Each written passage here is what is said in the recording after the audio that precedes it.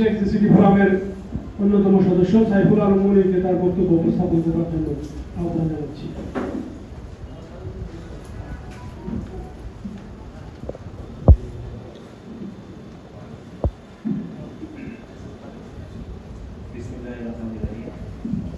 আসসালামু আলাইকুম।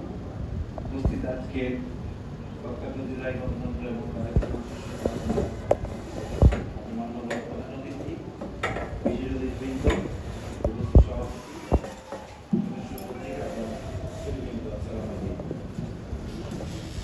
আসলে এখানে আমরা কে এক্সিসিটি ফোরামটা সংগঠন করার যে বিষয়টা ছিল, আমরা যারা ইউনিভার্সিটি লাইফে যারা ছাত্র নেতৃবৃন্দ ছিলাম তাদেরই একটা সংগঠন, আর তাদেরই অগ্রজ আজকে ডায়াসে বসে আছে। আমি গর্ববোধ করছি আমাদের এই নেতৃবৃন্দ যারা আছেন তাদের নেতৃত্ব নিয়ে আমরা যখন আন্দোলন করেছিলাম, সংগ্রাম করেছিলাম, সেই সংগ্রাম থেকে কি সংগ্রাম কখনো কিন্তু থেমে থাকে না। আমরা আজকে যে জুলাই নিয়ে কথা বলছি, সেই জুলাই কিন্তু দেখেন যখনই স্বৈরাচারের জন্ম হয় তখন কিন্তু এই জুলাইয়েরও জন্ম হয় পাশাপাশি। কারণ এই দেশের জন্মলগ্ন থেকে আমরা দেখে আসছি আমাদের নেতা জিয়াউর রহমান আমাদেরকে গণতন্ত্র শিখিয়েছেন, আমাদের ম্যাডাম শিখিয়েছেন, এখন আমাদের নেতা তারেক রহমান, যার প্রতিটি কাজের ভিতরে দেখেন একটি করে উদাহরণ আছে। আমি লাস্ট ঢাকা মেডিকেল কলেজে একটি প্রোগ্রামে আমি লাইভ দেখতেছিলাম, সেখানে আমাদের মাননীয় প্রধানমন্ত্রী বলতেছিলেন, এক ডাক্তার বলতেছিলেন যে স্যার আমাদেরকে সপ্তাহে 2 দিন ছুটি দেওয়া হোক এবং আমাদের 18 ঘন্টা প্রায় ডিউটি হোক। তো উনি বলতেছিলেন যে আমার বাবার একটা কথা, যে সেখানে উনি 24 ঘন্টা থেকে 48 ঘন্টা চেয়েছিলেন একটা দিন।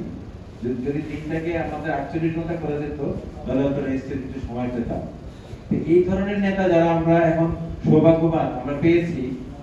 এই জুলাইয়ের যে আন্দোলনের কথা, বিপ্লবের কথা বলা হয়, প্রতিটি স্বৈরাচার যখন জন্মায় তখন কিন্তু জুলাই আসে কিন্তু এই দেশে বাংলাদেশে, তখন কিন্তু স্বৈরাচারকে আমরা হটাতে বাধ্য করি।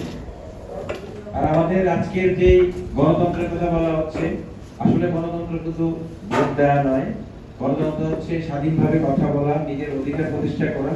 কিন্তু আমরা এখন আশ্বস্ত হচ্ছি যে আমাদের নেতা তারেক রহমান যেভাবে দেশ পরিচালনা করছেন, ইনশাআল্লাহ আমরা সেই গণতন্ত্র চর্চা করতে পারবো এবং আমরা সেদিকে এগিয়ে যাচ্ছি, দেশ সেদিকে এগিয়ে যাচ্ছে।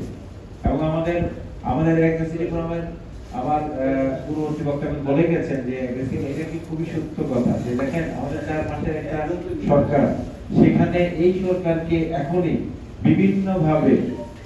বিভিন্নভাবে পরাস্ত করার জন্য, বিভিন্নভাবে কনফ্লিক্ট একটা করার জন্য বিভিন্ন ষড়যন্ত্র করা হচ্ছে। আপনারা সেটা আপনাদের উপরে আমি দায়িত্ব দিলাম, আপনারা বিচার করবেন। আমাদের অতিথিবৃন্দ আছেন, তারা তাদের বক্তব্য পেশ করবেন এবং আমরা তাদের কাছ থেকে আগামী যে বাংলাদেশ, স্বপ্নের বাংলাদেশ, এটাও শুনতে চাইব। পরিশেষে সবাইকে আমি সাধুবাদ জানিয়ে শেষ করছি। আসসালামু আলাইকুম।